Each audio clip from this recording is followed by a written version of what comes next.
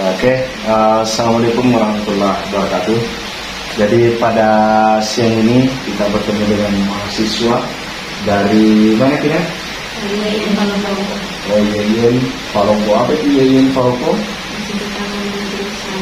Institut Agama Islam Negeri Palopo. Ya. Ada 3 orang, bisa perkenalkan dirinya? Ya, Assalamualaikum. Perkenalkan, nama saya Nancy dari program studi pendidikan agama Islam semester 4. Kebetulan tujuan kami datang ke SMP Negeri 1 Noling ini untuk memenuhi tugas dari dosen mata kuliah metodologi penelitian. Oke.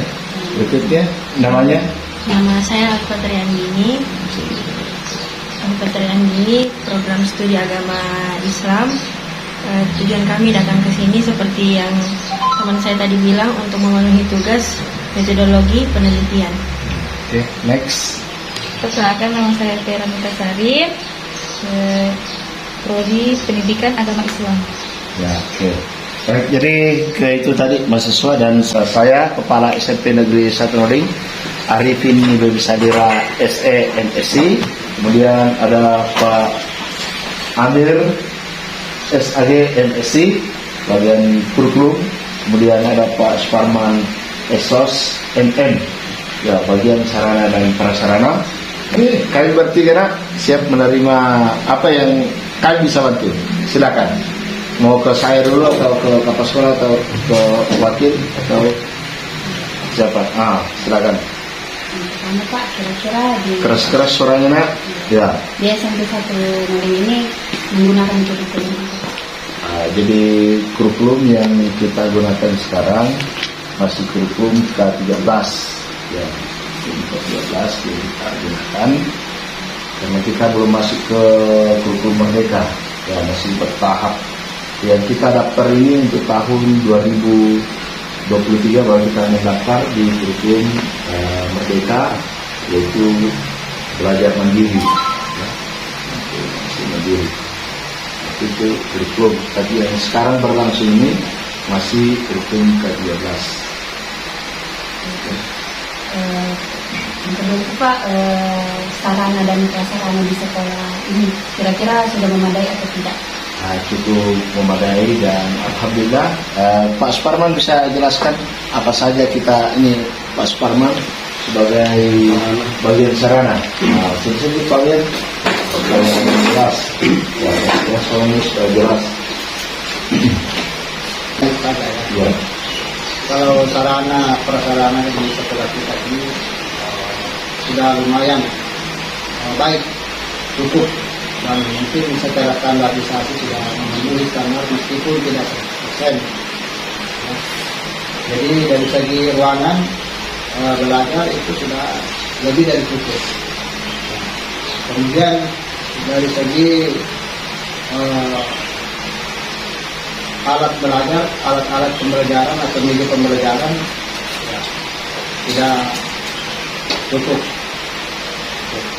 Dari setiap guru mata pelajaran itu masing-masing memiliki materi-materi atau media tentang pembelajaran.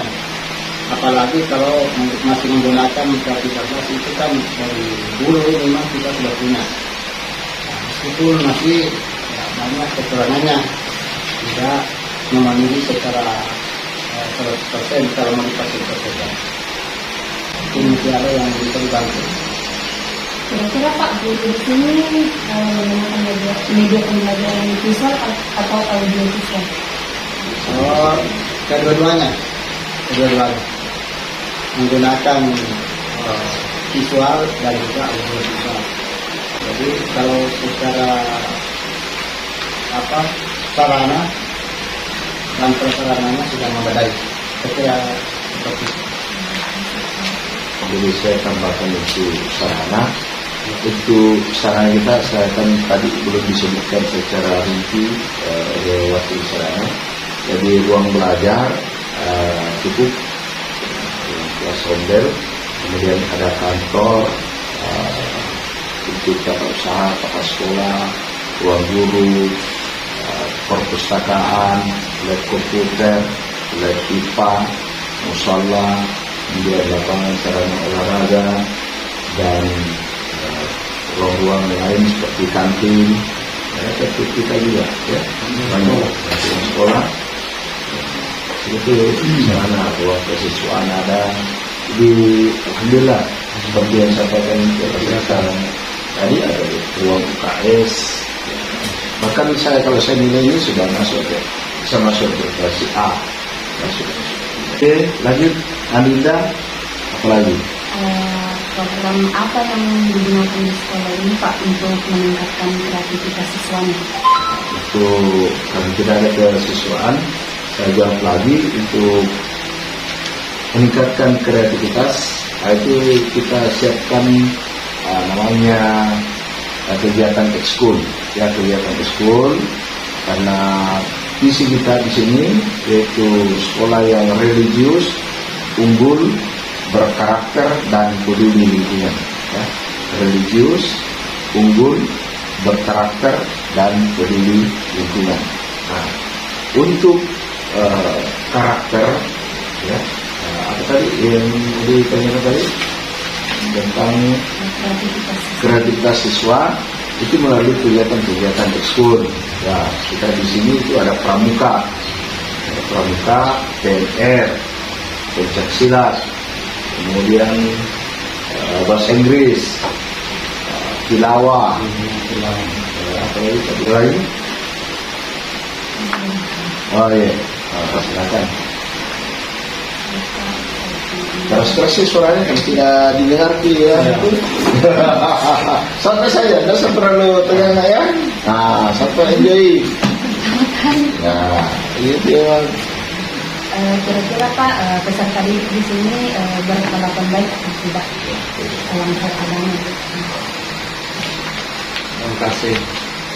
Jadi, kaitannya dengan tupoksi sebagai guru agama yang tentu sehari-hari bersama dengan siswa kita di sini, alhamdulillah sudah menggambarkan bahwa ada perilaku yang baik. Walaupun tentu kita tidak pungkiri, ada saja 1-2 orang siswa yang tentu kita kasih pengarahan yang baik tapi lain yang dilakukan seperti itu. Tentu ada 1-2 orang yang memang memiliki kebiasaan-kebiasaan yang tidak bagus. Tapi pada umumnya saya kira karena kita di sini selesai pembelajaran itu selama ini kita melaksanakan sholat zuhur berjamaah. Itu digilir per kelas karena muatan untuk bersama kita tidak mencukupi kalau sekaligus. Jadi kita lagi pertingkatan karena untuk kelas 7 itu 2 rondel, kelas 8 2 rondel, kelas 9 3 rondel. Jadi 3 hari itu seni guru-guru bersama dengan staf itu berjamaah. Hari Selasa masuk seni kelas 9, hari Rabu masuk kelas 8, hari Kamis masuk kelas 7. Jadi biro ini karena muatan untuk bersama kita. Pak, itu bagaimana kira-kira guru di sini terutama guru pagi dalam mengembangkan pola pikir siswanya dalam agama? Ya, tentu berbagi kepada karena kita di sini adalah sekolah umum. Dia berbasis sekolah umum, tetapi kita di sini ada penambahan kegiatan-kegiatan ekstra, termasuk yang terakhir tadi disebutkan oleh sekolah bimbingan tilawah selama juga kami ikut berpartisipasi beberapa kegiatan yang diadakan oleh beberapa perguruan tinggi yang ada di Palopo, termasuk Yayan. Kami berpartisipasi itu sampai kita juara 1 mewakili untuk lomba seni dengan apa itu kalau bahasa Inggris. Saya kira itu yang Ada juga kegiatan namanya ya, ini kegiatan yang Jadi untuk kegiatan keagamaan di sekolah tetap kita mengacu kepada aturan-aturan yang ditetapkan oleh pemerintah, ya. dasar-dasarnya tentu Al-Quran dan Sunnah Rasulullah Sallallahu Alaihi Wasallam. Itu yang di atau kegiatan tentang agama sesuai dengan misi kita, religius. Nah, itu kita harus utamakan. Jadi seperti anak-anak diajarkan berdoa, berwudu, sholat secara rutin setiap hari. Nah, walaupun itu bergilir, mereka kata cara wudu, sholat, mereka dibimbing.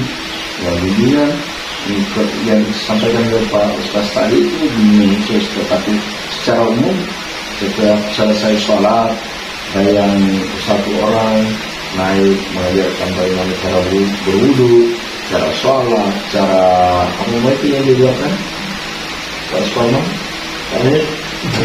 puasa, zakat, salat fardu, salat sunnah,